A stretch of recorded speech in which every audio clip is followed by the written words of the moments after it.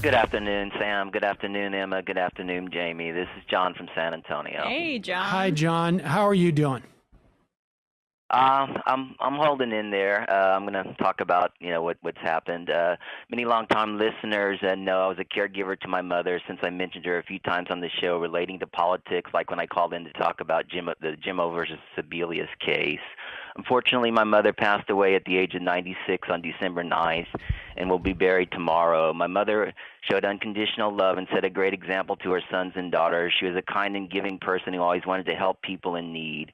Growing up during the Depression was hard, and work is very difficult to come by for my grandfather, who had 6 children to support. My grandfather was very grateful to get a job in Lufkin, Texas in 1935 through the Works Project Administration, which was created by FDR. Over the 8 years of the existence, the WA put 8.5 million people to work.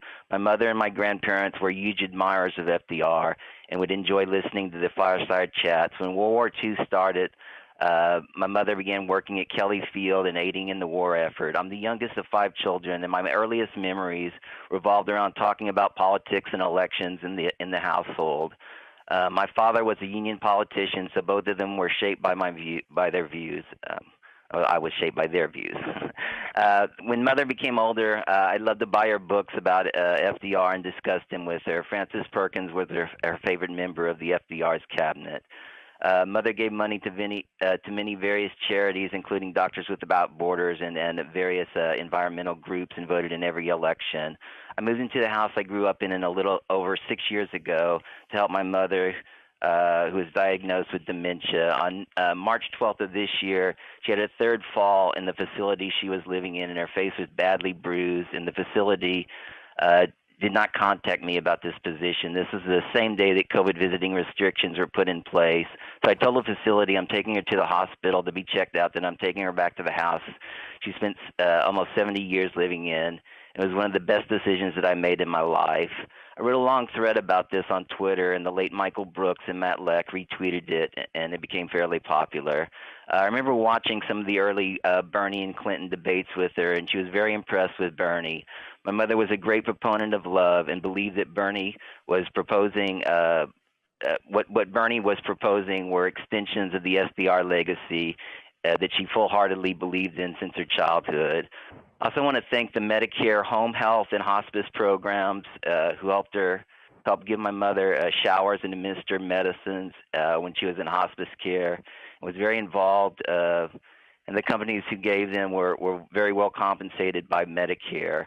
We will continue to fight for Medicare for all and improve benefits for senior citizens, but we should also appreciate the services to the elderly who are in need and who are in need and currently which are quite good and don't incur any extra cost. So I love you, Mother, and you'll be greatly missed. Well, John, I'm sorry to hear of your loss. You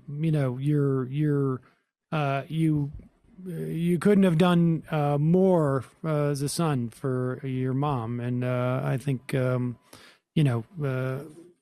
good on you for that. And let me give her a shofar. You okay with that? Absolutely, absolutely.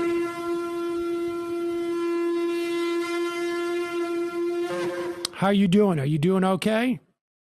Yeah, I'm doing okay. You just gotta move on. It's been already 12 days since she died because of COVID. All the funerals have been pushed back, and so yeah,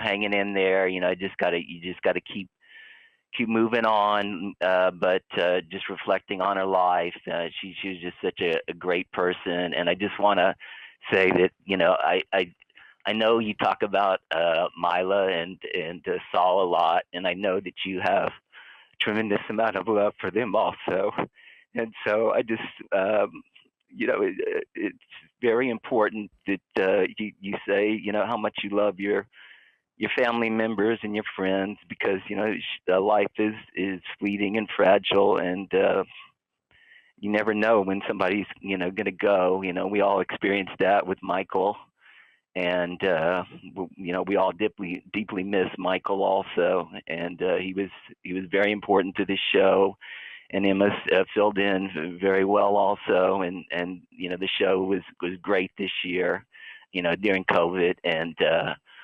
I'm just so happy that the show is has helped pick people's spirits up and help um, you